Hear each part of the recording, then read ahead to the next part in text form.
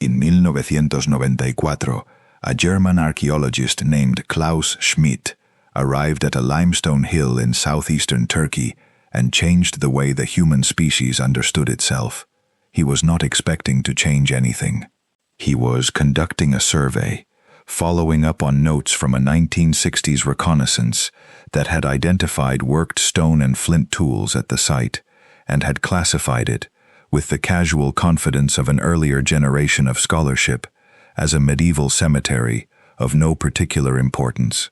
Schmidt was thorough, and he looked at what the hill contained, and within hours of his arrival, he understood that the people who had classified it as medieval had been wrong by approximately 12,000 years.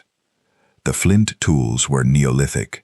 Their specific character, their shape, and the particular quality of the knapping that had produced them told Schmidt that the people who had made these tools had lived before agriculture, before cities, before the writing and the bureaucracy and the political organization that conventional history treated as the preconditions for any kind of monumentalism.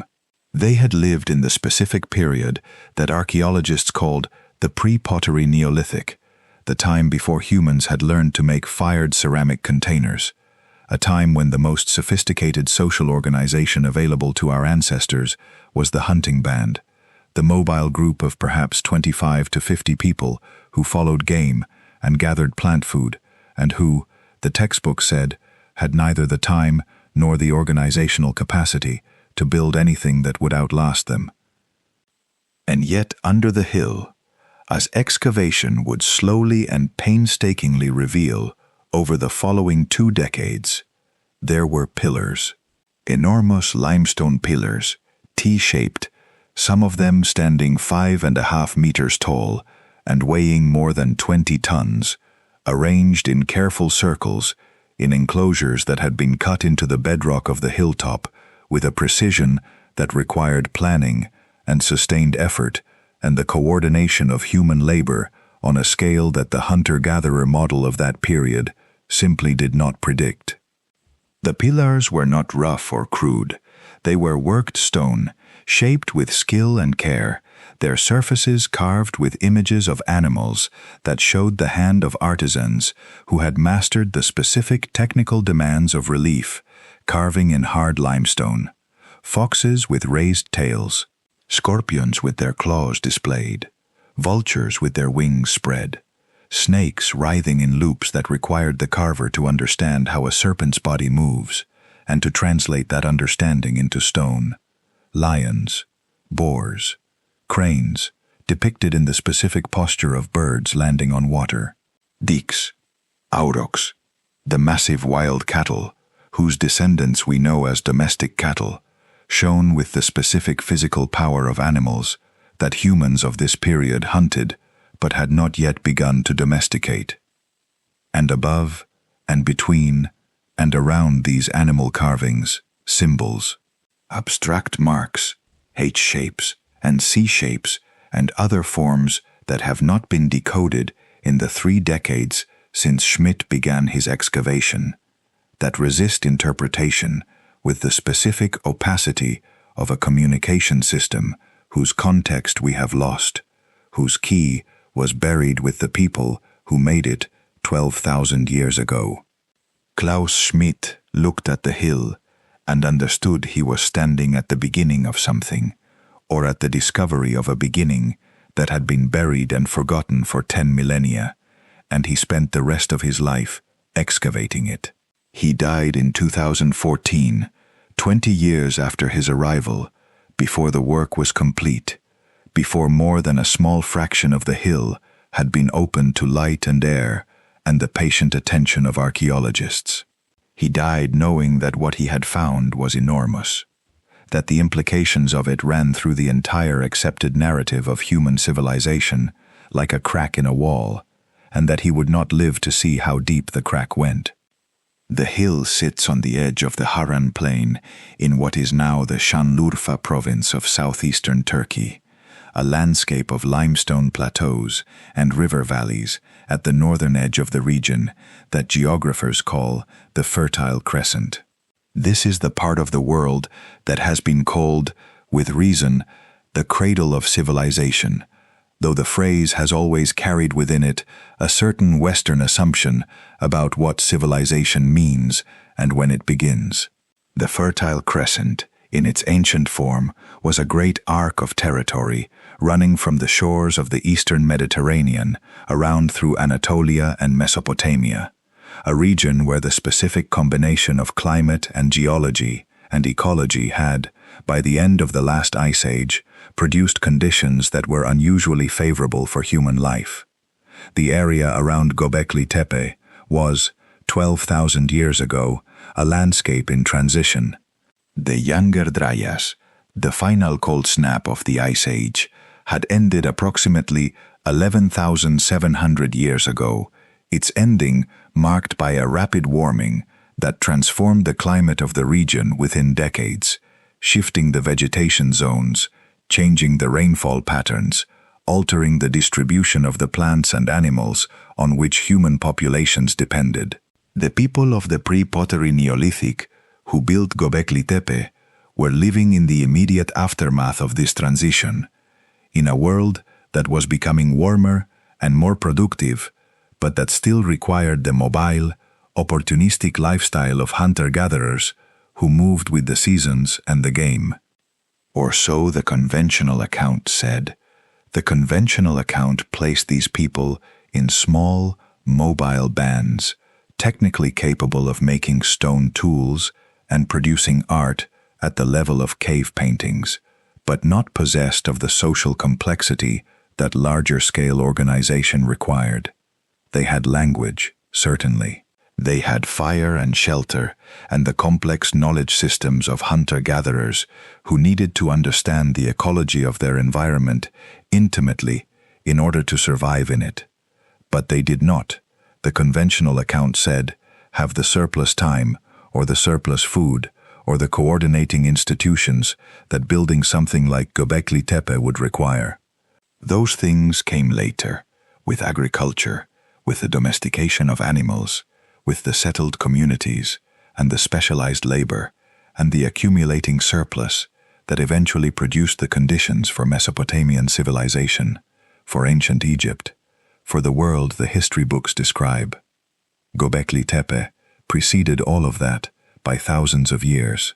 The oldest enclosures excavated so far, what Schmidt called Layer 3, have been dated to approximately 9,600 to 8,200 BC. This places the construction of the site at least 7,000 years before Stonehenge, 4,000 to 5,000 years before the earliest Mesopotamian cities, and more than 6,000 years before the Egyptian pyramids. When the builders of Göbekli Tepe were arranging their massive limestone pillars in their careful circles on the hilltop above the Harran Plain, the wheel had not been invented. Metal tools did not exist. The working of fired clay into pottery had not been developed. The dog was the only domesticated animal, domesticated perhaps 15,000 years ago, but providing no help with heavy lifting. Agriculture, the cultivation of wild grasses into domesticated crops, was just beginning its long, slow development in exactly this region, the earliest evidence for deliberate plant cultivation coming from sites in the same general area of southeastern Anatolia in the same few centuries that Göbekli Tepe was being built. The specific logistics of the construction are staggering to contemplate, and the contemplation is necessary rather than simply impressive, because the logistics are evidence. The limestone of the pillars came from quarry sites that have been identified on the slopes of the hill, relatively close to the summit where the enclosures were built. But close is a relative term when you are talking about moving a 20-ton block of shaped stone with human muscle power alone, no wheels, no pulleys, no draft animals. Experimental archaeologists have attempted to calculate how many people would be required to move a stone of this weight using only the technology available in the pre-pottery Neolithic, using ropes and wooden sledges and organized human effort, and the estimates range from several hundred to several thousand people, depending on the specific assumptions made. Several hundred to several thousand people, coordinating their labor, sharing a purpose, accepting an authority or a social structure that could direct their effort toward a common goal, maintaining themselves with food and water over the extended period that a construction project of this scale would require. And doing all of this at a time when the only form of social organization that the conventional model allowed for was the small hunting band. The quantities of animal bone found in the debris around Göbekli Tepe tell part of this story. The bones represent enormous quantities of feasting: wild boar, deer, gazelle, aurochs, all the game animals of the region, consumed in quantities that could only have been provided for and consumed by large gatherings of people. This was not a settlement. It was not a place where people lived year-round. It was a place where people came, perhaps seasonally, perhaps for specific ceremonial occasions, bringing food with them and catching and killing game in the surrounding area, feasting together in the context of whatever ritual activities the site was built to host. The feasting is significant not just as evidence of organization, but as a possible clue to the site's relationship to the development of agriculture. Feeding large gatherings required large quantities of food, quantities that hunting alone might not reliably provide. If the same people who built and maintained Göbekli Tepe were also the people who, in this same period and this same region, began the deliberate cultivation of wild einkorn wheat and wild barley, the chronological and geographical coincidence is too striking to be coincidence. Schmidt himself developed the theory that has become the most discussed and most consequential idea to emerge from the Göbekli Tepe excavation, that the relationship between religion and agriculture was the reverse of what the Standard Model assumed. The Standard Model said, agriculture first, then surplus, then permanent settlement, then specialized labor, then organized religion, then monumental architecture. The sequence seemed logical, each stage enabling the next, the whole progression driven by the practical requirements of feeding growing populations and managing the complexity of settled life. Religion, in this model, was a product of civilization, something that emerged from the conditions that civilization created, a way of organizing the moral and metaphysical questions of communities that had grown too large for the personal bonds of the hunting band. Schmidt's model, suggested by what he found under the hill above the Harran Plain, inverted this sequence. Religion first, he argued, the need to gather, to participate in shared ritual, to maintain the connection to a sacred site, drove the development of agriculture because the large gatherings that the ritual site required needed to be fed, and feeding them reliably required the deliberate cultivation of wild plants rather than simple gathering of what grew naturally. Agriculture was not what made Göbekli Tepe possible. Göbekli Tepe was what made agriculture necessary. The implications of this inversion are profound and still being worked through in the academic literature. If Schmidt was right, if religion preceded and in some sense caused agriculture rather than following from it, then the entire sequence of causes that the conventional model of civilization's origins assumes needs to be reconsidered. The ordering of causes changes what we understand about the human impulse toward symbolic and ritual behavior, about the relationship between the spiritual and the practical dimensions of human life, about whether the capacity for organized collective action is something that only agriculture creates or something that was available to humans long before agriculture existed. The specific features of the Göbekli Tepe enclosures reward close attention because each feature carries potential information about the purposes and the beliefs of the people who created them. The T-shaped pillars are the most immediately striking elements, their distinctive form immediately recognizable and immediately puzzling. The T-shape is not simply an efficient way of quarrying and erecting a standing stone. It is a specific design choice that imposes a specific character on the pillars that goes beyond pure function. Several of the pillars carry carved arms on their sides and what appear to be belts and loincloths below them, details that make the anthropomorphic character of the pillars explicit. The T of the T-shape is the head. The pillar below it is the body. These are figures, not merely standing stones. If the pillars are figures, large beings standing in circles, presiding over the enclosures and over the people who gathered within them, then Göbekli Tepe's enclosures are not simply spaces defined by upright stones.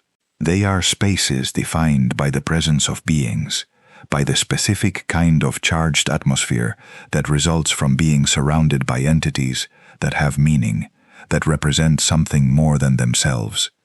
The gatherings that took place in these enclosures were not simply social events. They were events conducted in the presence of powers, or ancestors, or gods, or spirits, whatever the specific theology of the builders was, a theology that has been lost, and that the abstract symbols carved alongside the animals have not yet yielded to the efforts of scholars to decode them. The animal carvings carry their own freight of meaning, even if the specific meaning is not recoverable. The selection of animals is itself information, which animals appear and which do not, which are depicted frequently and which only occasionally, whether the animals shown are the ones most hunted and eaten, or whether they represent a different category of creature. The animals of Göbekli Tepe are, predominantly, dangerous ones. The scorpions, the snakes, the vultures, the lions and the boars are not the sheep and goats of a pastoral fantasy. They are the animals that kill people, or the animals associated with death and transformation in the symbolic systems of cultures that have left decipherable records. The vulture appears with particular frequency and particular prominence. In later Anatolian cultures, in the Çatalhöyük settlement and its remarkable wall paintings, vultures are depicted in association with human remains, specifically with headless human bodies, in images that have been interpreted as representations of sky burial practices, in which the bodies of the dead were exposed on elevated platforms to be consumed by vultures, returning the substance of the dead to the living world through the bodies of the birds. Whether the vultures of Göbekli Tepe represent the same complex of beliefs cannot be confirmed, but the association of vulture imagery with death and transformation and the return of the dead to the living world is consistent across multiple cultures of the region and period. The scorpion is another creature that appears repeatedly and prominently at Göbekli Tepe, including a large scorpion carved on the central pillar of one of the most important enclosures. Scorpions are not food animals in any conventional sense, and their repeated appearance in the carved imagery suggests a symbolic role that goes beyond the practical. In the astrological traditions of ancient Mesopotamia, which developed thousands of years after Göbekli Tepe, but in the same general cultural sphere, the scorpion is the symbol of the constellation Scorpius, one of the zodiacal constellations, and the appearance of scorpion imagery in a context that may have included astronomical observation has not been missed by researchers attempting to decode the site's symbolic system. The question of whether Göbekli Tepe's builders were astronomical observers, whether they tracked the movements of stars and planets and encoded that tracking in the imagery and the orientations of their enclosures, is one of the more contested areas of Göbekli Tepe research.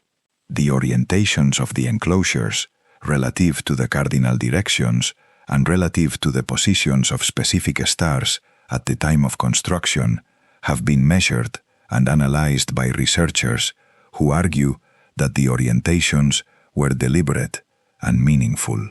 The specifics of these analyses are complex and their interpretation is disputed, but the general proposition that a people sophisticated enough to build what Göbekli Tepe contains were also sophisticated enough to observe and record astronomical phenomena is not inherently implausible. The most specific and most controversial of the astronomical theories concerns Pillar 43 in Enclosure D, the most fully excavated of the site's large enclosures. Pillar 43 is sometimes called the vulture stone, and it carries what may be the most elaborate and most discussed carved panel at Göbekli Tepe. The panel shows a large vulture with a round disc resting on its right wing, a headless human figure below, a scorpion beneath and to the right, and various other creatures and symbols arranged across the stone's surface.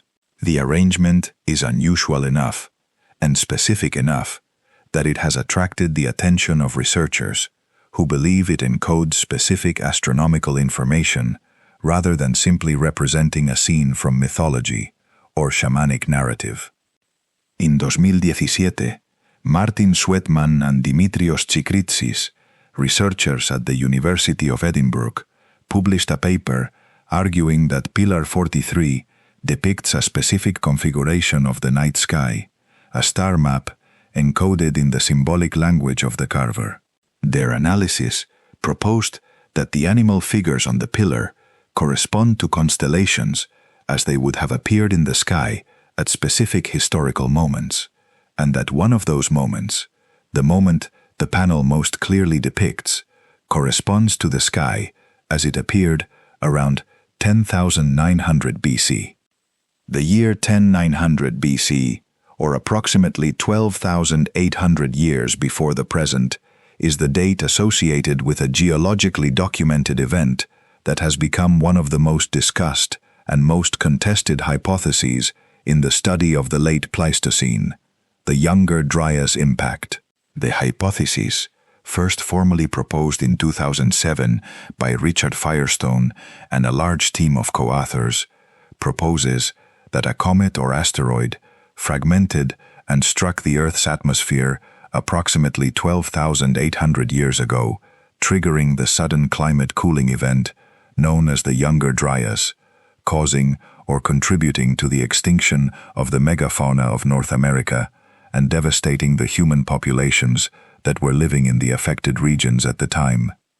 The evidence for the Younger Dryas impact hypothesis includes a distinctive layer of platinum and other impact-associated materials found in sediments across multiple sites in North America and Europe, the presence of microscopic spherules and nanodiamonds consistent with an impact event, and the roughly contemporaneous collapse of the Clovis culture in North America and the disappearance of several large mammal species.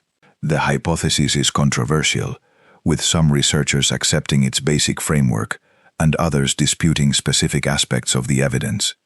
But it has accumulated substantial empirical support in the years since its initial proposal and is taken seriously in the scientific literature.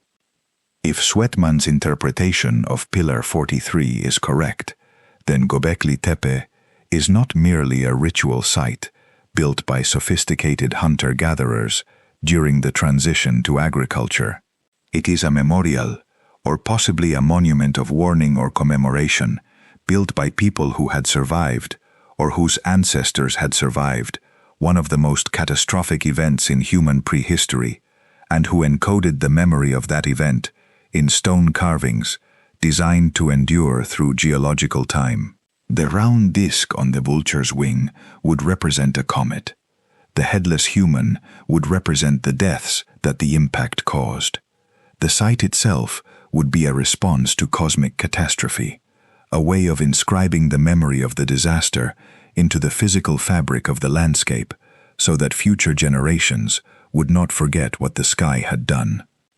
This interpretation is disputed by other Göbekli Tepe scholars who argue that the animal imagery on Pillar 43 is too ambiguous to support specific astronomical identifications, that the correspondence between the carvings and the proposed star positions is not as precise as Sweatman claims, and that the interpretation relies on several layers of assumption that are individually plausible but collectively fragile. The debate is genuinely ongoing, and the honesty of the available evidence requires acknowledging that neither the astronomical reading nor the rejection of it has been definitively established. What is not in dispute is the scale and sophistication of what the builders of Göbekli Tepe achieved, and the specific challenge that achievement poses to the models of human prehistory that preceded its discovery. The challenge is not merely chronological, a matter of adjusting dates. It is structural, a matter of questioning the causal relationships that the conventional model assumed. The conventional model assumed that social organization of the complexity required to build Göbekli Tepe was impossible without the surplus food that agriculture created. But the builders of Göbekli Tepe were not agriculturalists, or were at most the very beginnings of agriculture, and yet they built it.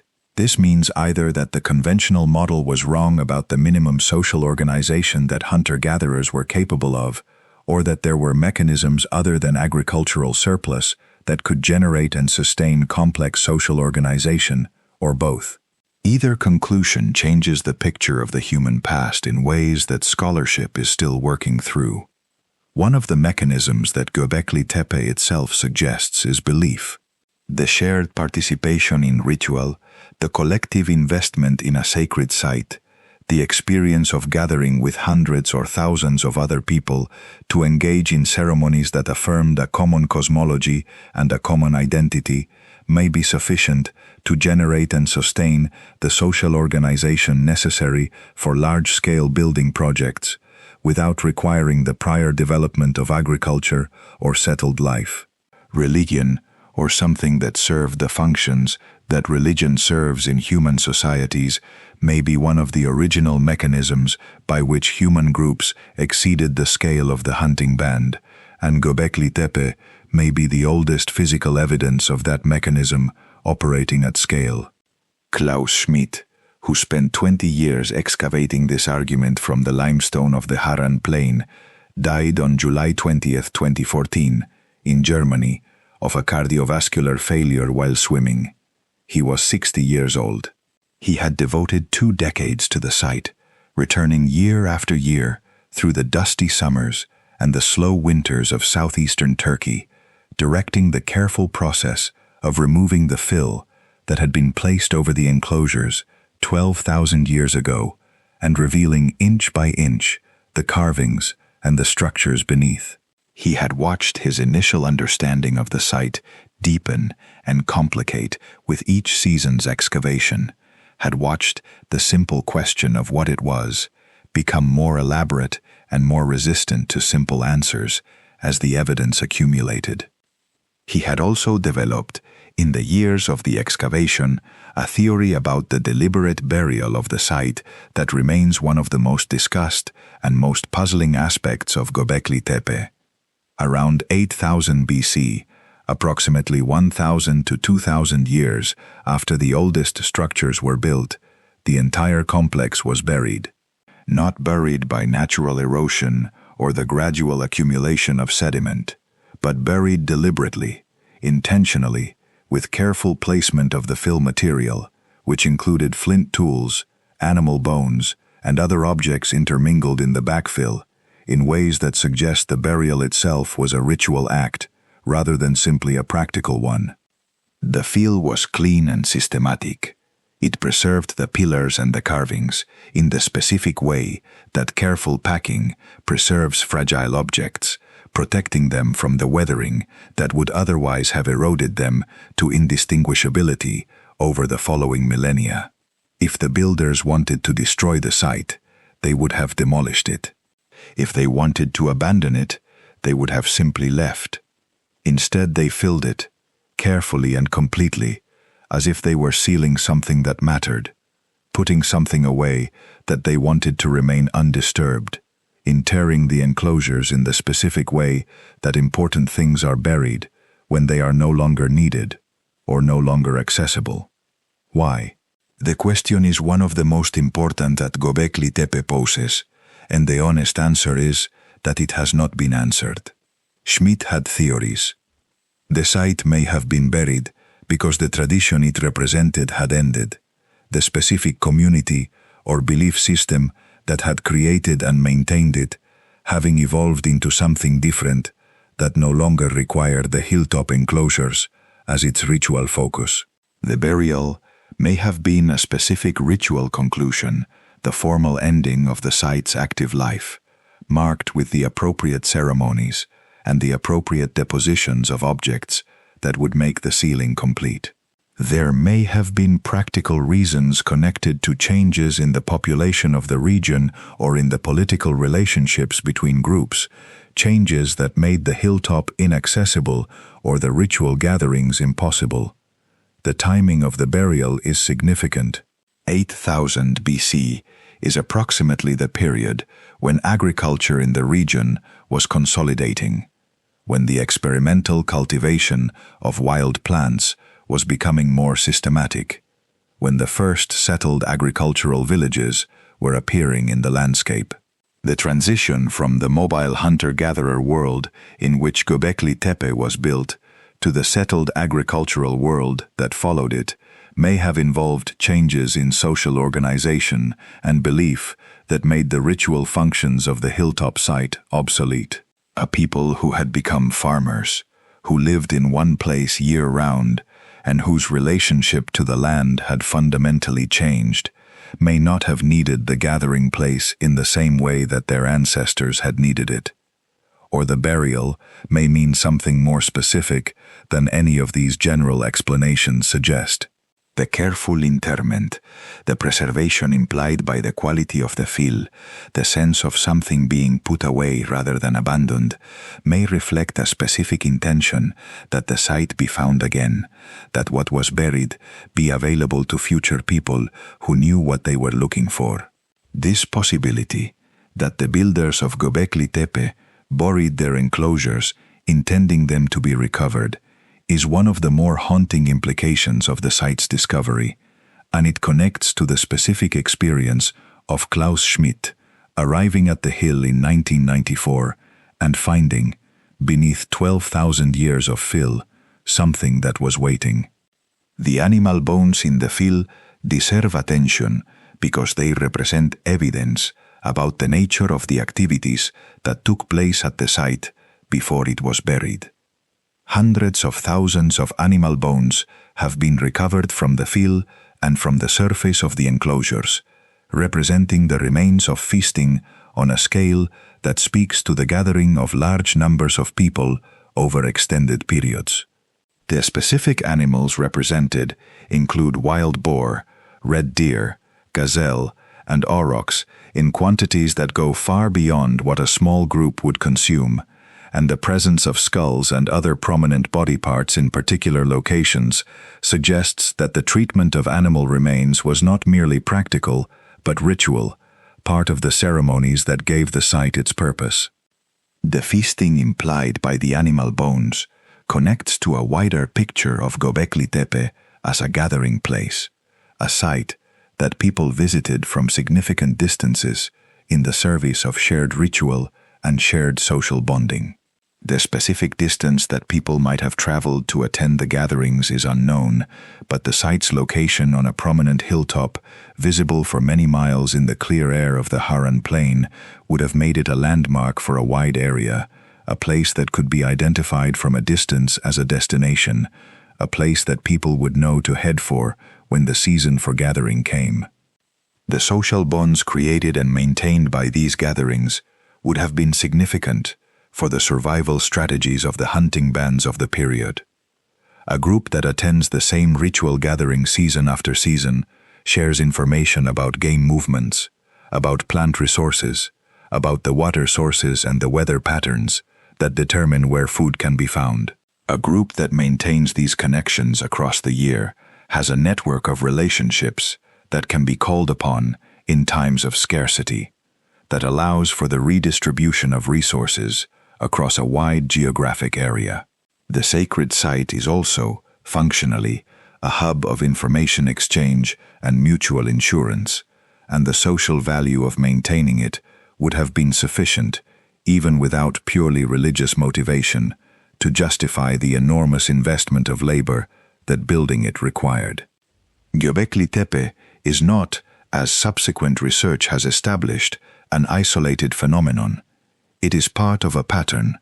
The recognition that it represents not a single extraordinary site, but a regional tradition of megalithic ritual construction has been one of the most significant developments in the archaeology of the region since Schmidt's initial discovery.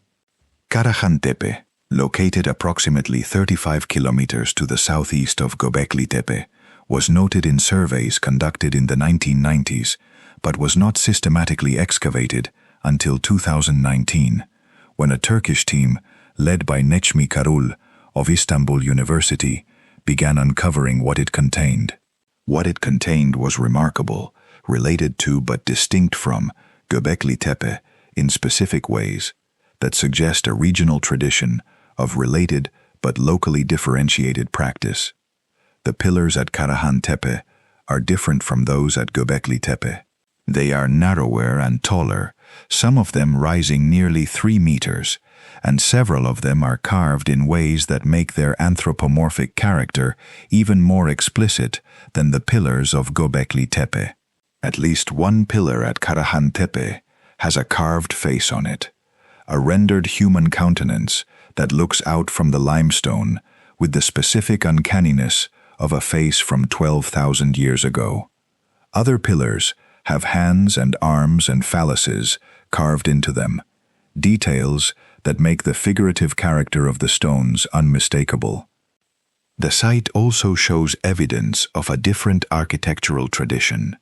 Rather than circular enclosures of freestanding pillars, Harran Tepe includes structures where the pillars emerge from the bedrock itself, integrated into the living stone of the hillside in a way that suggests a different approach to the relationship between the carved image and the natural landscape. The pillars at Harran Tepe did not need to be transported from a quarry. They were shaped in place, the carvers working on the exposed bedrock and releasing the figures that were already, in some sense, within the stone. The dating of Harran Tepe is still being established, but preliminary evidence suggests that it is contemporaneous with Göbekli Tepe and may even be older.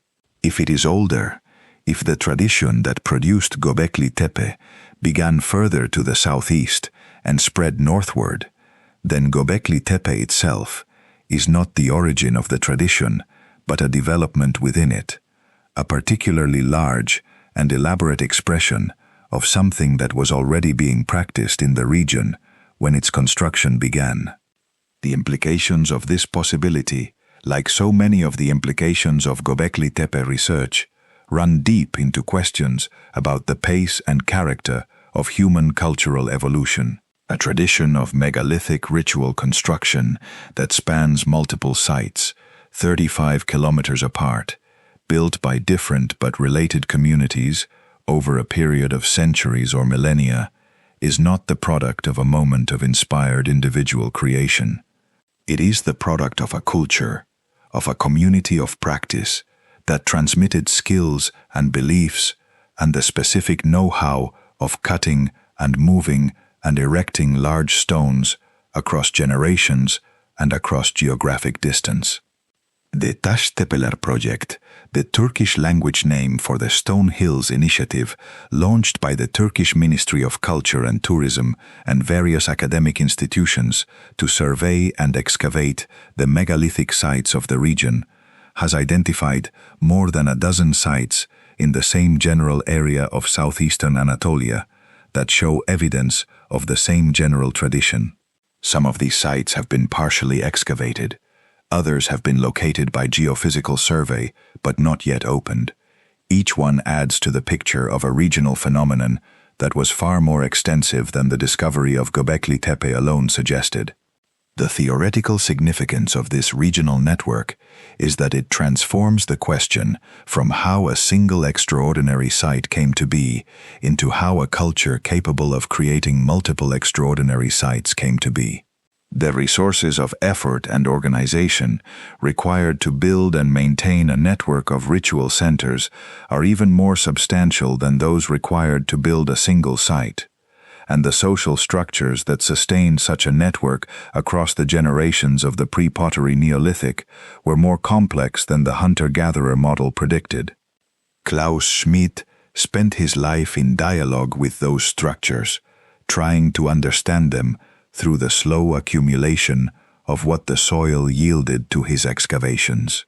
He was a careful man, methodical in his approach to the material, and his public statements about the site were generally measured, preferring to describe what was there and what it implied over making the larger claims that the site's significance invited.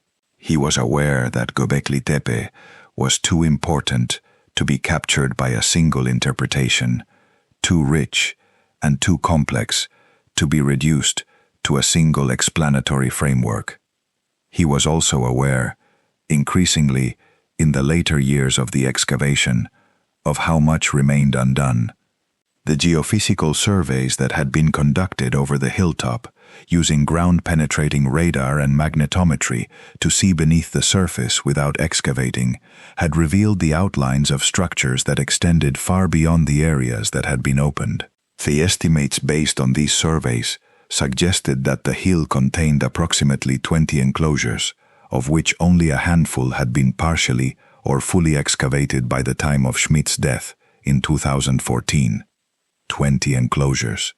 The hill contains perhaps 20 rings of T-shaped pillars, 20 ceremonial spaces that the builders created and used and then buried with their careful backfill. Only 4 or 5 of them have been substantially investigated. The rest remain under the hill, undisturbed by any excavation, still holding the specific information they have held since the day the backfill was poured over them 8,000 years before the Common Era. And Göbekli Tepe is not the only hill. The Taştepeler project has identified multiple other hilltops in the region that show the same geophysical signatures, the same patterns of buried circular structures that indicate the presence of similar enclosures. Harran Tepe, only partially excavated. Harbet Suvan, surveyed but not fully excavated. Taştepeler itself. Ayanlar Höyük. Several more sites that have been identified in survey data but not yet named or characterized. The region of southeastern Anatolia, the landscape of limestone plateaus and river valleys between the Euphrates and the Tigris, the area that lies at the heart of the Fertile Crescent and the heart of the conventional narrative of civilization's origins, contains within it, under its hills, a world of 12,000 years ago that has barely been touched by the spades and trowels and careful brushes of modern archaeology. What else is there? What do the unexcavated enclosures of Göbekli Tepe contain that the excavated ones do not? What is the relationship between the imagery and the structures of the unexcavated enclosures and those that have been exposed? Are there differences that would reveal something about the development of the tradition over time, about the evolution of the beliefs and the practices that the site housed? Are there texts, if the abstract symbols carved alongside the animals at the site constitute a script, in the unexcavated areas that might provide the key to decoding what the carved symbols mean? And what lies under the other hills, the ones that the surveys have identified but that no excavation has yet opened? Is each site a variation on the Göbekli Tepe theme, or do some of them represent different approaches, different belief systems, different artistic traditions within the same general cultural sphere? Are there sites that predate Göbekli Tepe and Harran Tepe, sites that might reveal the origins of the tradition before it reached the elaboration that the known sites represent? These questions are not rhetorical. They are the genuine open questions of an archaeological field that is still in the early stages of understanding a discovery that upended the conventional narrative of human origins. The discovery of Göbekli Tepe opened a door, but the room behind the door is very large and very dark, and the light that archaeology has been able to bring to it, so far, illuminates only a small fraction of what it contains. The broader implications for how we understand ourselves as a species are similarly still being worked through. If the capacity for complex social organization, for shared ritual and symbolic culture, for the coordination of large-scale collective projects, predates agriculture by thousands of years, then the sequence that the conventional model assumed, the sequence in which the practical enabled the spiritual, the economic enabled the religious, the material enabled the symbolic, is not the only sequence possible. The people who built Göbekli Tepe had the symbolic and the ritual and the organized before they had the agricultural and the settled, and what this means for the relationship between the practical and the spiritual dimensions of human life is something that scholars are still debating. The specific experience of standing in an excavated enclosure at Göbekli Tepe, surrounded by the T-shaped pillars with their carved animals, the vultures spreading their wings and the scorpions raising their claws, and the foxes lifting their tails, and the snakes writhing in their endless loops, is the experience of standing at the oldest human-made sacred space that we know, the oldest surviving evidence of people gathering in a specific place to engage with whatever they understood to be sacred space.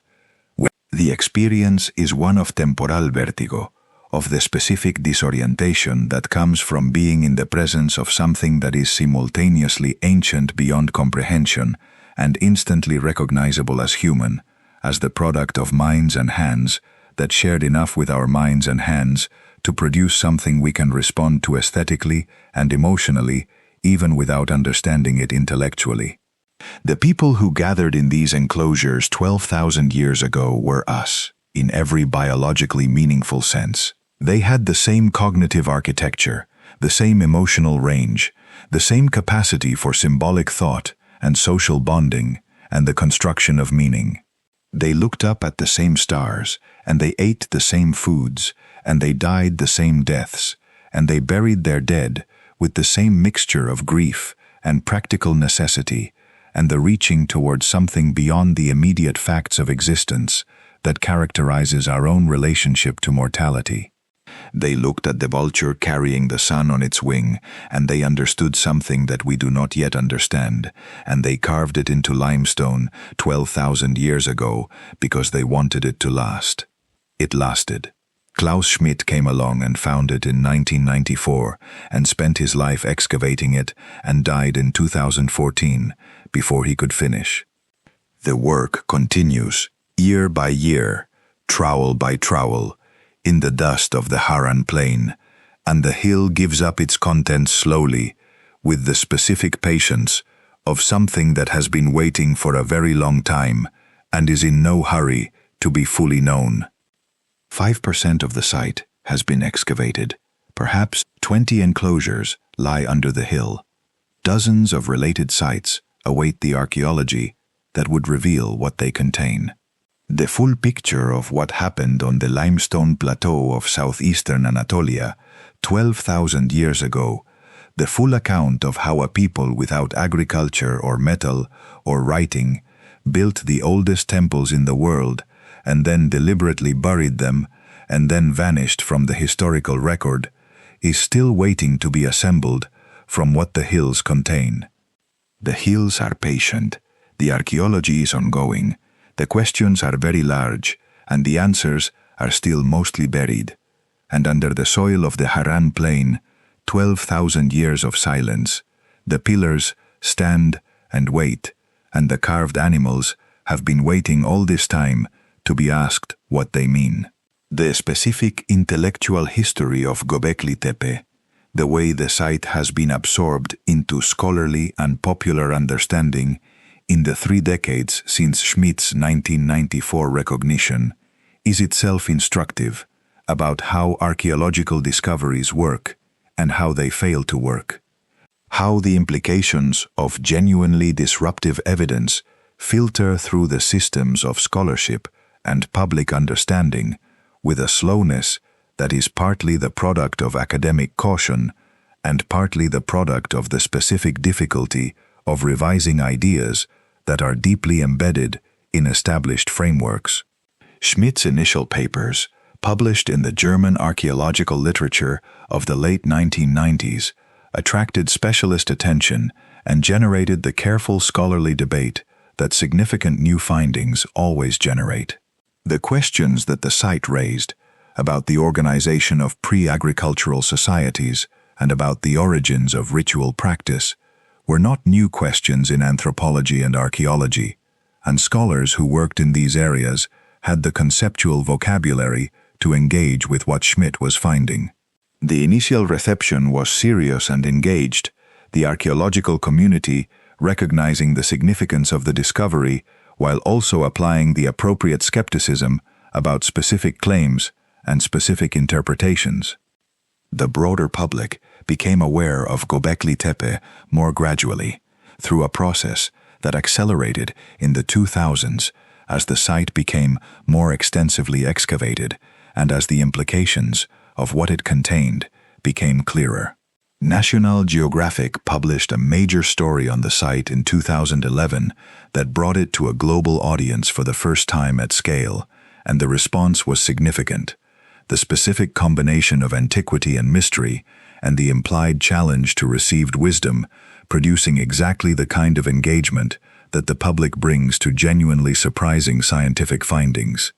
The popular engagement with Göbekli Tepe has had a complicated relationship with the scholarly engagement. The site has been adopted by various communities whose interest in it is not purely archaeological, communities for whom the discovery that organized human activity predates agriculture by thousands of years is evidence not merely of the complexity of prehistory, but of the existence of advanced ancient civilizations about which the conventional history tells us nothing. Graham Hancock, the popular writer whose books about lost ancient civilizations have sold millions of copies, has incorporated Göbekli Tepe prominently into his arguments that human civilization has a much longer and much more sophisticated prehistory than the conventional academic account allows. That there was a civilization before the currently documented civilizations that was destroyed in the Younger Dryas impact, and of which Göbekli Tepe represents a surviving trace. The relationship between Hancock's work and the scholarly archaeology of Göbekli Tepe is one that the scholars involved find complicated. Hancock's broader claims go well beyond what the archaeological evidence supports, and his arguments about a lost advanced ancient civilization have been criticized by archaeologists who find the evidence insufficient for the specific claims made. At the same time, some of the questions Hancock raises about the possibility that human cultural complexity has deeper roots than the conventional timeline suggests are questions that Göbekli Tepe genuinely raises, that the site's existence genuinely demands that scholars take more seriously than the older models allowed. The specific discomfort that Göbekli Tepe produces in the conventional model of human prehistory is not the product of fringe speculation. It is the product of what the site actually contains, and the discomfort is appropriate. The site was built by people who, on the conventional account, should not have been capable of building it. The conventional account is wrong about something, whether it is wrong about the social capabilities of hunter-gatherers, or wrong about the timing of the transition to agriculture, or wrong about the causal relationship between the practical and the symbolic in human development. The specific way in which it is wrong is still being determined, and the determination of that is one of the central tasks of the archaeology of the region going forward. The organic material preserved in the fill of the enclosures has provided the radiocarbon dates that establish the site's antiquity, dates that have been repeatedly confirmed by different laboratories using different samples and that are not in any serious doubt among archaeologists. The oldest enclosures are from approximately 9600 BC, approximately 11,600 years before the present. This date is not approximate in the way that the dates of prehistoric events are sometimes given loosely. It is a specific date, established by a specific measurements of specific materials, subject to the normal uncertainties of radiocarbon dating, but not uncertain in any way that changes the fundamental picture. The specific technology of the stone working at Göbekli Tepe, the tools that were used to shape the pillars and carve the images, were stone tools, specifically flint tools of the type that Schmidt recognized from the surface finds in 1994. Flint knapping, the controlled fracturing of flint or chert or obsidian to produce sharp-edged tools, is one of the oldest technologies in the human toolkit, extending back hundreds of thousands of years before Göbekli Tepe. The people who built the site were extremely skilled flint knappers, but they were working within a technological tradition that was ancient by the time they applied it to the specific task of shaping limestone pillars. The limestone of the pillars is a different matter from the flint of the tools. Limestone is not shaped by the knapping technique. It is worked by abrasion and by the use of harder stone tools to chip and grind the surface to the desired shape. The T-shape of the pillars and the relief carvings on their surfaces required sustained, patient, skilled work with stone tools, producing by laborious removal of material the smooth surfaces and precise forms that the finished pillars show.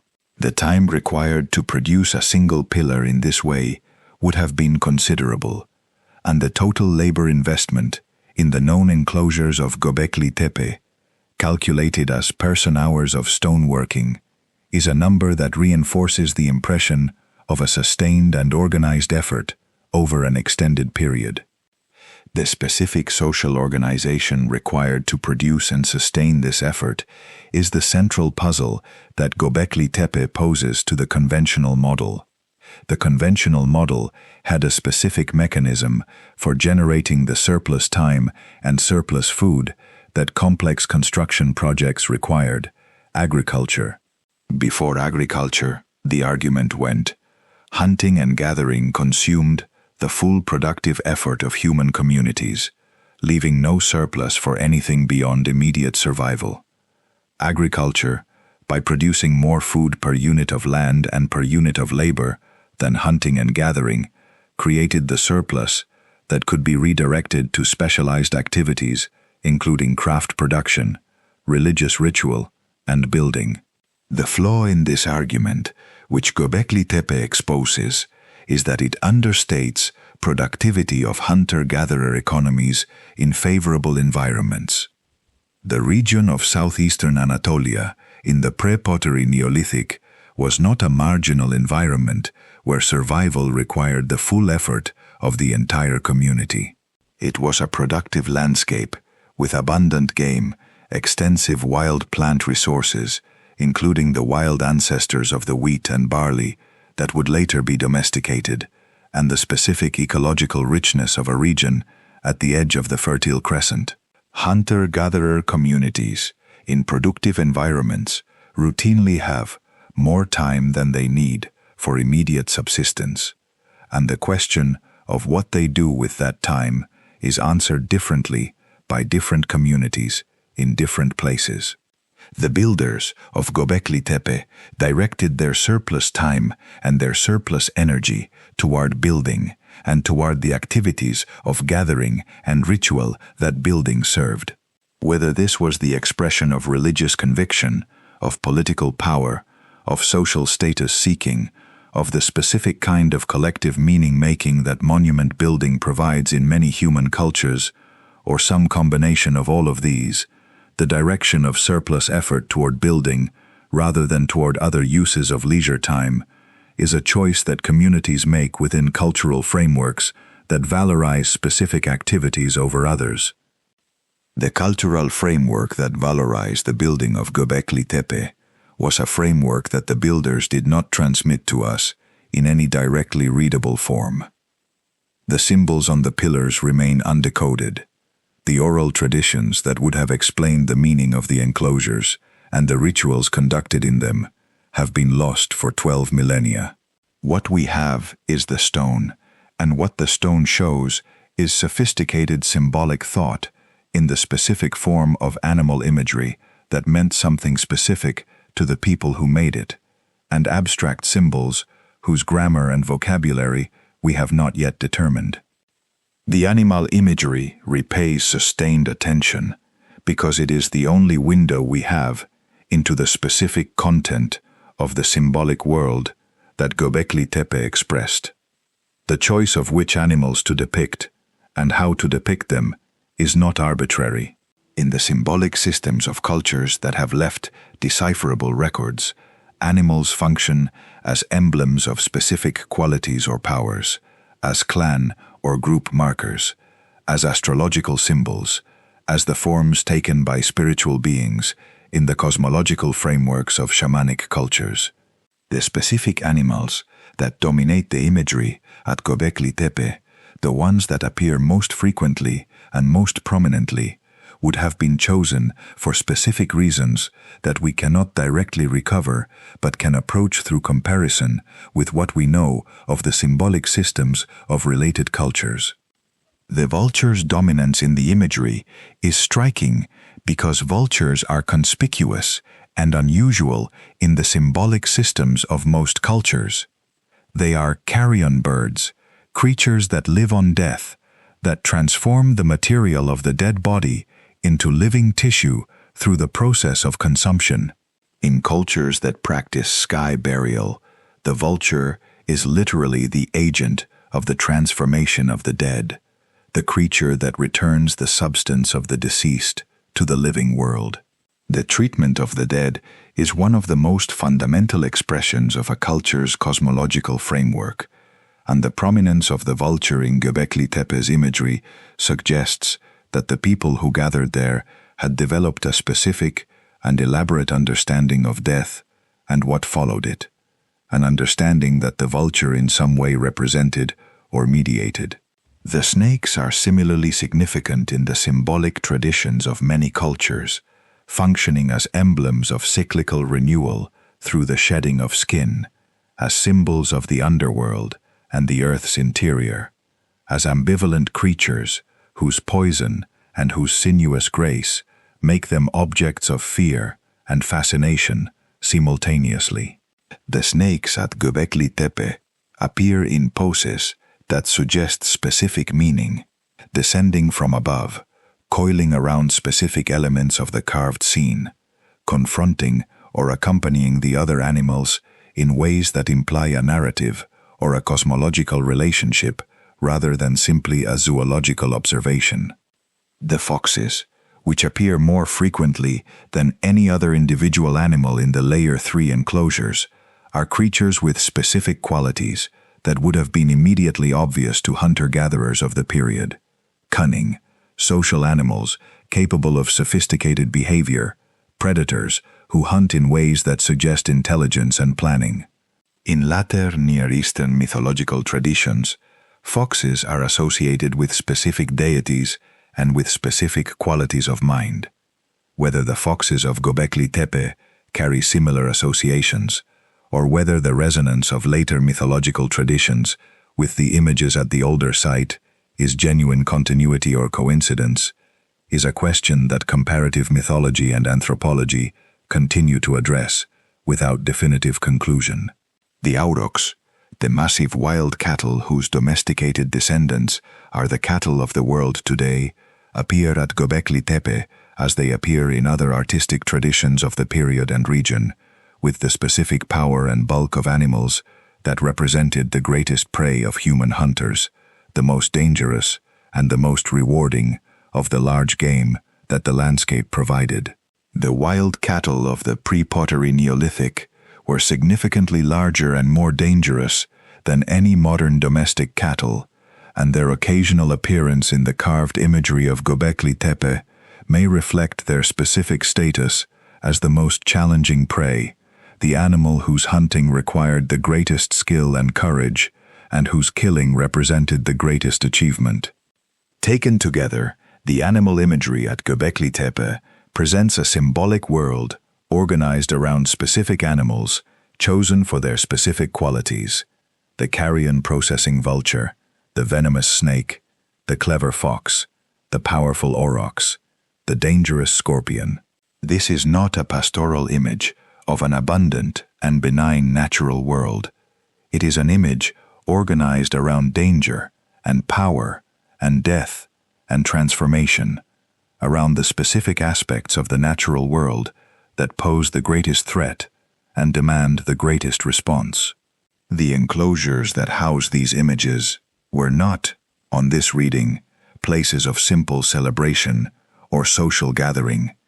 They were places where people confronted and engaged with the most demanding aspects of their world, the aspects that required the most elaborate symbolic processing, the most sustained ritual attention. The physical experience of being inside one of the enclosures, surrounded by the T-shaped pillars with their carved surfaces, the images of powerful and dangerous animals surrounding you in the confined space of a circle of stone, would have been intense. The enclosures are not large by the standards of later ceremonial architecture.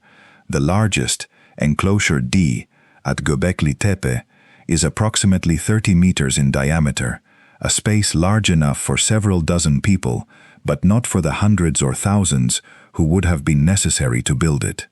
The enclosures are not meeting halls. They are intimate spaces, spaces that concentrate and intensify rather than disperse and dilute, spaces in which a small number of people were in the presence of the images and whatever ritual they served, while perhaps larger numbers gathered outside in the open air of the hilltop.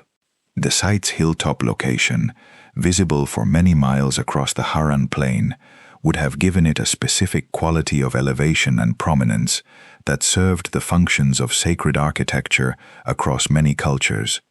To be above the ordinary landscape, to be closer to the sky, to be visible from a distance as a marker of the specific place where the sacred was concentrated.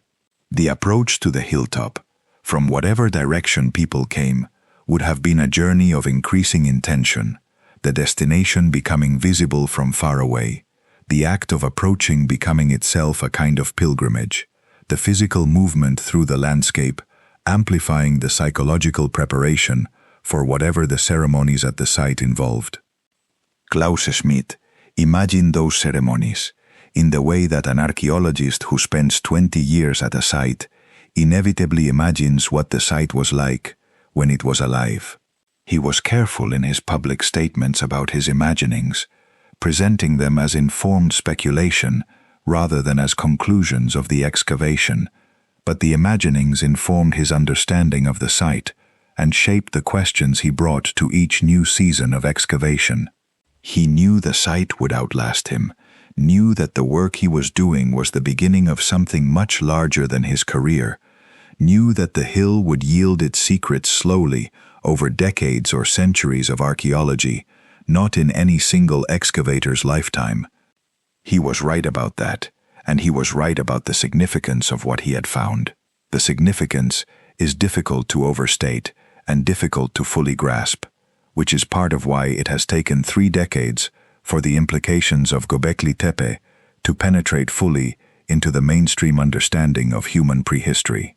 Significant revisions to established frameworks are rarely accepted quickly, because the frameworks they challenge are load-bearing in the sense that many other ideas depend on them, and revising one part of the framework threatens the stability of many others. The revision that Göbekli Tepe demands is deep. It is not merely a revision of dates or of the specific capabilities attributed to specific populations in specific periods. It is a revision of the causal story that conventional prehistory tells about the relationship between the practical and the symbolic in human development, about the sequence in which the different capabilities and practices that characterize complex human societies appeared, and about what drove the development of each. The causal story that Göbekli Tepe demands is one in which the symbolic and the spiritual are not late additions to a primarily practical and material civilization, but are original features of the fully human mind, present and active, and capable of generating the specific forms of social organization that they require from the very beginning of the record we have access to. Whether this revision is as profound as it seems, whether it simply moves the goalposts of the conventional model back a few thousand years while leaving the fundamental framework intact, or whether it signals a need for a more fundamental rethinking of what human civilization is and how it works, is something that the scholarship of the coming decades will determine. The excavation of the remaining 95% of Göbekli Tepe will contribute to that determination. The excavation of the other sites in the network, the hills of the Taş Tepeler region that have not yet been fully explored, will contribute. The specific evidence that each new season of careful archaeological work produces will accumulate into a picture that is, slowly and with the patience that the subject demands, becoming more complete. The hill above the Harran Plain sits in the late summer light of southeastern Turkey, the same light that it has sat in for 12,000 years, unchanged in its specific quality by the passage of time or the accumulation of human history. The T-shaped pillars that Schmidt excavated have been recovered with protective shelters, screened from the weather and the light that would erode them, preserved for the long future of scholarship that the unexcavated portions of the site still require. The carved animals on their surfaces, the vultures and the scorpions and the foxes and the snakes, are still there, still holding whatever meaning the people who made them intended, still waiting for the specific question that would unlock that meaning. 5% of the site, perhaps 20 enclosures, dozens of related sites across the region, 12,000 years of silence, and 3 decades of archaeology, and the work barely begun. What is in the hill is still mostly in the hill, and the hill is not telling. The methodological revolution that Göbekli Tepe has helped to drive in the archaeology of the ancient Near East is itself worth examining, because the specific methods that Schmidt brought to the site and that subsequent excavators have refined and expanded represent a significant advance in what archaeological investigation of sites from this period can recover and interpret. The ground-penetrating radar surveys that established the presence of unexcavated enclosures beneath the hilltop were among the first large-scale applications of geophysical survey methods to a site of this type in the region, and the results they produced fundamentally changed the understanding of the site's scale and significance. Before the geophysical surveys, the known enclosures were the enclosures that had been found by excavation, and the known site was, implicitly, the site that had been uncovered. The geophysical surveys revealed that the known site was a small fraction of the actual site, that what Schmidt had been excavating for years was the visible tip of something much larger. The specific information that ground-penetrating radar provides and its limitations are relevant to understanding what is and is not known about the unexcavated portions of the hill. Ground-penetrating radar can detect the interfaces between materials of different densities in the subsurface, producing images that show the approximate shapes and locations of buried structures without revealing their specific character or content. The enclosure shapes visible in the radar data from Göbekli Tepe are the shapes of circular arrangements of large dense objects in a matrix of less dense material, which is consistent with the T-shaped pillars in their backfill, but the radar cannot tell you what the pillars look like, what they have carved on them, how the enclosures are internally organized, or any of the specific information that makes each excavated enclosure uniquely informative. What the radar can tell you is that there are approximately 20 circular anomalies under the hill, arranged in a pattern that suggests they were not placed randomly, but according to some organizing principle, and that the known enclosures are among the most prominent of these anomalies. Whether the unexcavated enclosures are similar to the excavated ones, or substantially different, whether they contain the same range of animal imagery or introduce new imagery, whether they are from the same period or from different periods, whether any of them contain the specific kind of evidence that would resolve one of the major interpretive questions about the site, is not known from the radar data and cannot be known until excavation opens them to investigation. The excavation that remains to be done at Göbekli Tepe is therefore not simply a matter of uncovering more of the same thing. Each new enclosure has the potential to be significantly different from the ones already known, to introduce new elements that change the interpretation of the whole, to provide the specific evidence that advances some of the most important open questions about the site. The conservative expectation, based on the character of the known enclosures, is that the unexcavated ones will show the same general tradition of T-shaped pillars and animal imagery. The less conservative possibility is that some of them will show something unexpected, something that was preserved precisely because it was buried before it could be lost to the erosion and the disturbance that the unburied would have suffered. The deliberate burial of the site, which is one of its most puzzling features, means that what is under the hill has been in a specifically protected state for approximately 10,000 years, shielded from the weathering and the disruption that exposed surfaces experience. The quality of the carving on the excavated pillars, the crispness of the relief, and the legibility of the images after 12,000 years is a product of this protection, the dry and chemically stable environment of the backfill having preserved the limestone surfaces in a condition close to their original state. What is under the hill now is in approximately the same condition as what Schmidt first uncovered in the 1990s, remarkable, detailed, preserved in ways that reward close examination.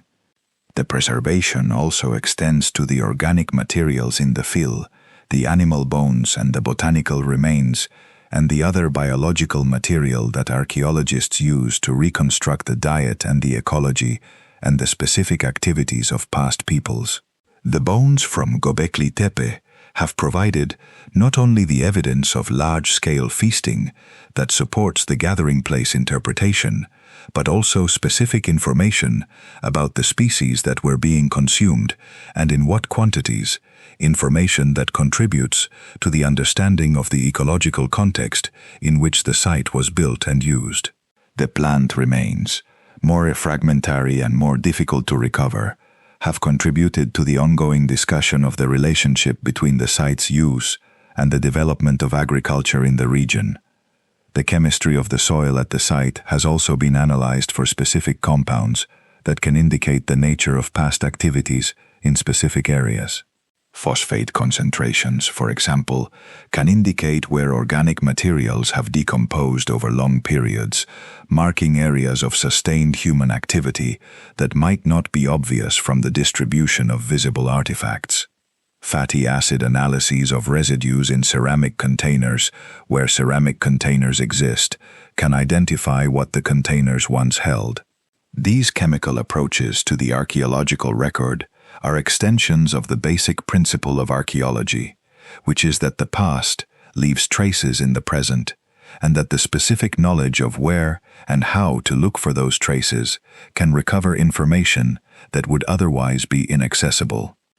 The application of isotopic analysis to the animal bones from Göbekli Tepe has begun to provide information about where the animals that were feasted on at the site came from, specifically about the geographic ranges of individual animals as recorded in the specific isotopic signatures of the rocks and soils they ate and drank their way through during their lifetimes. This information, still being developed, contributes to the understanding of how far people and animals were drawn to the site for the gatherings that took place there, how large the catchment area of the site was in terms of the people and resources that it attracted. The isotopic analysis of human remains from the period, where human remains have been found in associated contexts, has similarly provided information about diet and mobility that contributes to the picture of the social world in which Göbekli Tepe existed. The specific question of whether the people who built the site were the same people who visited it for ritual purposes, or whether the builders were a specialist group distinct from the broader population that used the site, is one that the isotopic and DNA analysis of human remains has the potential to address. Ancient DNA analysis, which has transformed the understanding of prehistoric population movements and genetic relationships in the past decade, is beginning to be applied to the human remains from sites in the Göbekli Tepe region and period. The results so far have confirmed the expected pattern of a pre-pottery Neolithic population in southeastern Anatolia that was genetically distinct from later populations, reflecting both the antiquity of the region's human history and the subsequent movements of peoples that have created the modern genetic landscape of the Near East. The specific genetic signatures of the populations that built Göbekli Tepe are being identified, and the future possibility of tracing their descendants and their cultural transmissions through the subsequent millennia of Near Eastern prehistory is one of the most exciting prospects in the field. The contribution of Göbekli Tepe to the broader understanding of human cognition is perhaps the most profound of all its contributions, and the one that is most difficult to assess from within the discipline of archaeology. The cognitive sophistication that the site demonstrates, the capacity for complex symbolic thought, for the organization of large-scale social action around shared beliefs and purposes, for the planning and execution of extended construction projects, is a sophistication that the conventional timeline of cognitive evolution attributed to later periods of human development. The conventional timeline, based on the archaeological record of human cognitive capabilities as documented through artifact traditions, put the development of fully modern cognitive sophistication, including the capacity for complex abstract symbolism and complex social organization, at some point in the Upper Paleolithic, approximately 50,000 years ago, with significant elaboration in the later Paleolithic and the early Mesolithic. Göbekli Tepe does not contradict this timeline because the site dates from approximately 12,000 years ago, well within the period of fully modern cognitive capability. What it does contradict is the assumption that the capabilities were not being deployed in the specific forms that Göbekli Tepe represents until the emergence of agriculture and settled life. The question is not whether the builders of Göbekli Tepe had the cognitive capacity for what they built. They clearly did. The question is why, if they had the cognitive capacity for 12,000 years before they built it when they did, and where they did, rather than earlier or elsewhere.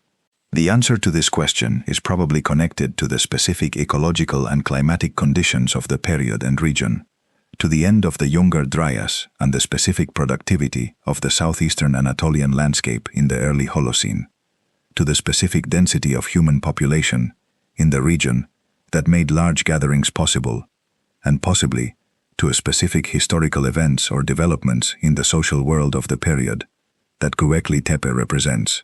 One of those possible historical events, the Younger Dryas impact proposed by Firestone and colleagues and connected to Göbekli Tepe by Sweatman's astronomical interpretation of Pillar 43, would have been a genuinely extraordinary disruption of the world as the people of the period knew it. An impact event capable of triggering a sudden climate cooling of the magnitude of the Younger Dryas, killing much of the megafauna of the northern hemisphere, devastating human populations in the affected regions, and fundamentally altering the ecology of the areas that survived, would have been an event of literally cosmic significance to the people who experienced it or whose ancestors had experienced it.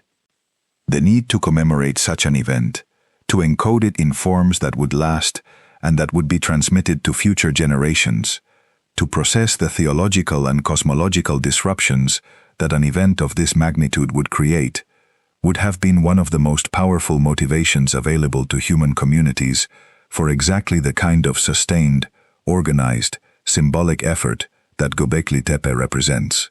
If the site is a memorial to the Younger Dryas impact, it is a memorial that tells us something specific about how the people of that period understood the cosmos and their place in it, about how they responded to catastrophe and what they built from the wreckage. This is the interpretation that gives Göbekli Tepe its most dramatic possible significance, and it is the interpretation that requires the most caution in its statement. The evidence that the Younger Dryas impact occurred is strong. The evidence that it was catastrophic for human and animal populations in the affected areas is strong. The evidence that it created lasting cultural trauma in the populations that survived it is plausible but harder to document. The specific claim that Pillar 43 records this event in astronomical imagery is a hypothesis that depends on several layers of interpretation, each of which is individually debatable, and the cumulative uncertainty of these layers is significant. What is not uncertain is that the builders of Göbekli Tepe were living in the immediate aftermath of a period of extraordinary climatic disruption in a world that was recovering from the Younger Dryas and in which the ecological and social landscape was in significant transition. Whether the specific event of the Younger Dryas impact was part of their cultural memory, encoded in the imagery of the site, or whether the site's purpose was connected to other aspects of the world in which they lived, the context of disruption and transition was certainly part of the background against which the decision to build was made, and the specific forms that the building took were determined. The place of Göbekli Tepe in the history of human self-understanding is ultimately larger than any specific interpretation of its purpose or its imagery. The site is the oldest surviving evidence of people gathering in a specific place, over an extended period, to engage collectively with something they understood as sacred, as connected to the deepest questions of existence and the cosmos, and the relationship between the living and the dead, and the world beyond immediate experience. Whether the specific theology that organized these gatherings resembled any theology that has survived in later traditions, whether it had any continuity with the religious systems of Mesopotamia or Egypt or the other civilizations that came later in the same general region, is not known. What is known is that this impulse, the impulse to gather in sacred places, to mark the landscape with the evidence of shared belief, to invest enormous effort in the construction and maintenance of spaces where the sacred is concentrated and available, is among the oldest and most consistent features of the fully human way of life. Göbekli Tepe is where we can see that impulse most clearly in the ancient record, where it is expressed at a scale and with a sophistication that demands recognition as a genuinely complex cultural achievement rather than a primitive precursor to the civilizations that came after. The people of the pre-pottery Neolithic who gathered on the hilltop above the Harran Plain were fully human in every sense that matters. They had language and memory and the capacity for abstract thought. They had social bonds and traditions and the specific knowledge systems that sustained life in the complex ecology of late Pleistocene and early Holocene Anatolia. They had, as Göbekli Tepe demonstrates, beyond any reasonable doubt, the capacity for the kind of organized collective action that the conventional model reserved for later, more developed peoples. They had something to say, and they said it in stone, with the images of the animals that mattered to them and the abstract symbols that carried their most complex meanings, and they said it on a hilltop visible for miles across the plain, and then they buried what they had said under layers of carefully placed fill, preserved for whoever came later. We came later. Schmidt came in 1994 and began to unbury it.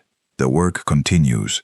season by season, with patience and care, revealing what the builders preserved and working toward the understanding that the site demands. The hill holds more than has been seen. The region holds more than the hill. The work goes on. And 12,000 years after the last person descended from the hilltop after the burial was complete, the carved animals are still there in the limestone, the vultures still spreading their wings, the scorpions still raising their claws, the foxes still lifting their tails, the snakes still coiling in their endless loops, waiting for the question that will make them speak. The intellectual legacy of Klaus Schmidt extends beyond the specific excavation he led and into the broader reorientation of prehistoric archaeology that his work at Göbekli Tepe helped to drive. Before Schmidt, the dominant paradigm of Near Eastern prehistory was organized around a relatively simple story: hunter-gatherers, then settled farmers, then villages, then cities, then civilization. Each stage enabled the next. Each advance in the material conditions of life created the possibility of the next advance in social and cultural complexity. It was a progressive story, linear in its structure, with each period defined primarily by what it lacked compared to the periods that followed it. Schmidt's work complicated this story in ways that will take decades to fully absorb. The complication is not simply that he found something old. Old things are found all the time, and they slot into the conventional narrative without disrupting it. The complication is that he found something that is simultaneously very old and very sophisticated, something that demands to be taken seriously on its own terms, rather than treated as a precursor to something more developed. The enclosures of Göbekli Tepe are not embryonic versions of later temples. They are accomplished, specific, elaborated ritual spaces that serve complex social functions and express complex symbolic content, and they were built by people who deserve to be understood as the sophisticated cultural actors they demonstrably were, rather than as primitive precursors to what the standard timeline considered the real beginning of human civilization. This reframing has implications that extend beyond the archaeology of the ancient Near East. But if the builders of Göbekli Tepe, who lived 12,000 years ago before agriculture and before pottery and before writing, were capable of the specific forms of social and symbolic sophistication that the site demonstrates, then the question of what enabled that sophistication cannot be answered by pointing to the material conditions of agriculture and settlement. Those conditions came after, not before. Sophistication preceded them, and may, as Schmidt argued, have contributed to creating them. The specific question of what enabled sophistication, if not the material conditions of settled agricultural life, points toward capacities that humans have carried with them since well before Göbekli Tepe. The cognitive architecture for language and symbolic thought, the social bonding mechanisms of emotion and ritual and shared narrative, the specific human drive toward meaning-making and toward the collective representation of that meaning in shared symbols and shared spaces. These are capacities that evolved in the human lineage over hundreds of thousands of years before Göbekli Tepe, and what Göbekli Tepe shows is that by 12,000 years ago, those capacities were fully operational in the specific forms that the site represents. The discovery of the site is therefore not merely an archaeological discovery, though it is certainly that. It is a discovery about what humans are and have been for a very long time, about the specific combination of capacities and impulses that define the human way of being in the world. The impulse toward the sacred, toward the marking of specific places as connected to the deepest questions of existence, toward the collective performance of meaning through ritual and building and the making of images, is as old as Göbekli Tepe and probably older. What Göbekli Tepe gives us is the oldest surviving large-scale expression of that impulse, the oldest monument to the specifically human need to gather in sacred places and to make that sacredness visible and permanent. The ongoing work at Göbekli Tepe and at the related sites of the region is therefore not simply the professional activity of archaeologists extending the boundaries of knowledge, though it is certainly that too. It is the collective human project of recovering the record of our own most ancient practices, of finding in the stone and the soil the evidence of who we were before the histories we think of as our own began.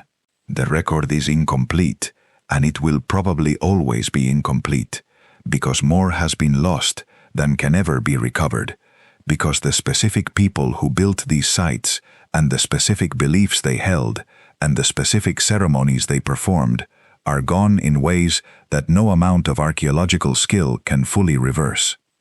But what can be recovered, what the excavation is patiently recovering season by season, is the physical evidence of the effort and the care that went into the creation of something they considered worth creating, something they considered important enough to carry to a hilltop and to carve with skill and to tend across generations and eventually to bury with ceremony.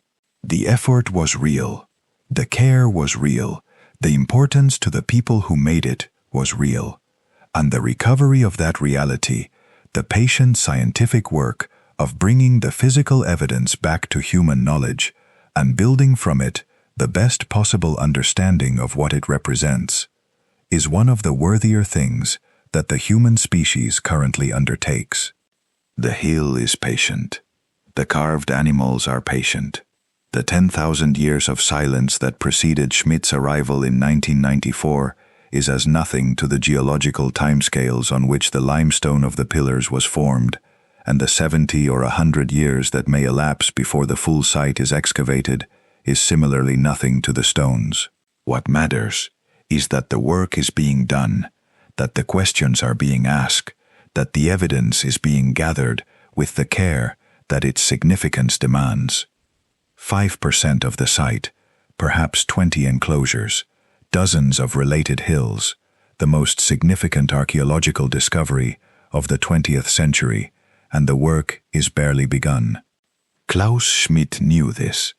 He spent 20 years with it, and he knew, when he died in 2014, that he had opened something much larger than he could close. The excavation of his life's work is ongoing. The questions he raised are still being asked. The answers are still being assembled, fragment by fragment, from the soil of the Harran Plain. The hill above the plain sits in the light of southeastern Turkey, as it has sat for 12,000 years, holding what it holds, waiting for the patient work of human hands and human minds to bring more of it to light. There is more light coming, but there is much, much more hill.